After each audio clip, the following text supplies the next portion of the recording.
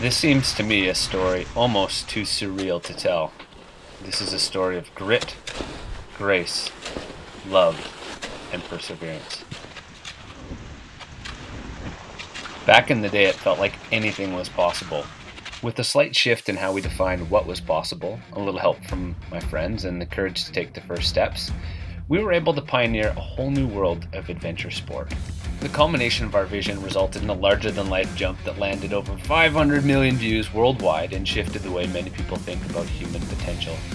There was a nod from National Geographic and Ellen DeGeneres, to name a few, that validated the equation that's inspired me, which is passion plus perseverance equals possibility. Beyond the backcountry, I had the privilege and opportunity to compete for Team Canada at the Paralympic Games in Vancouver 2010 and Sochi 2014. Being able to represent your country at the highest level is an experience that is visceral and hard to put words to. Despite all of my achievements, I'm still paralyzed.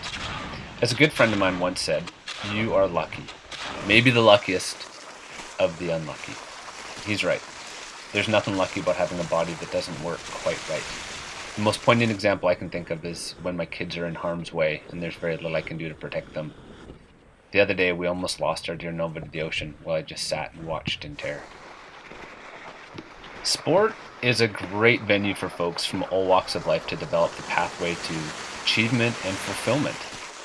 In the field of play, people experience highs and lows, challenges, failures, and successes. Sport is a beautiful cathedral to experience these challenges and develop these skills. To this day, I'm so thankful for all the lessons I've gained over the 20 plus years dedicated to sport. The lessons in hardship, failure, and adversity have developed a sense of resiliency that has allowed me to persevere through the hardest of times and find ways to triumph through trauma time and again. Since my retirement being a professional skier, I've endured the loss of my athletic identity, which was brutal to shed the many layers of my ego. If that was not enough, I also faced the sudden passing of my mother, father, and sister, plus 2 cherished uncles within a year of each other. It seemed as if my whole family fell apart and I had very little foundation left to lean into. On the flip side, my wife and I were learning to become parents to 2 unbridled, beautiful, and wild children, Nova and Hudson. Albeit I feel super fortunate in so many ways. These past few years have felt so hard, at times incredibly lonely and impassable. Misery sticks, sufferfest, lame. These are just a few ways I used to view Nordic skiing.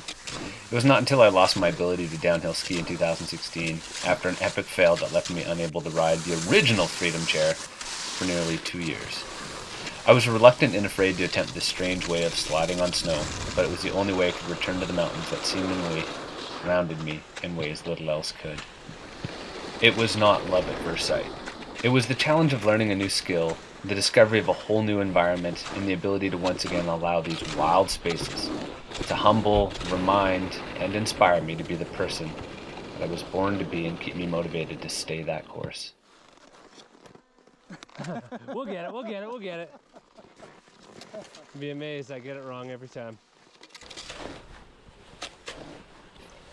Solitude. There's something both pure and magical that is gifted when we dedicate time and find the space to be in communion with Mother Nature.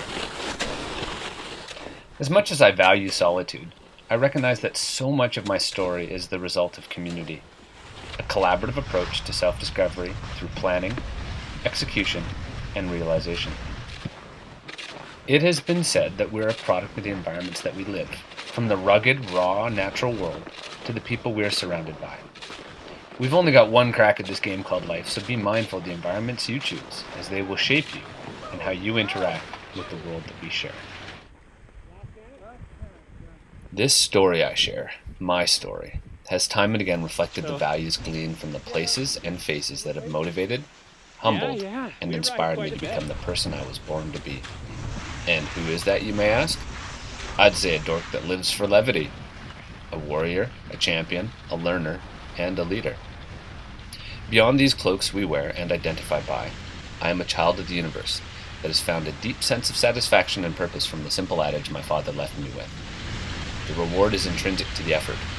If we simply do our best and leave our environments a little better than we find them, we will not only feel good about how we show up every day, we'll literally heal our planet and ourselves at the same time. We made it! Okay, I'm gonna give you a high five this time. Thanks for the heads up, because I was going for the knuckles. Nicely done.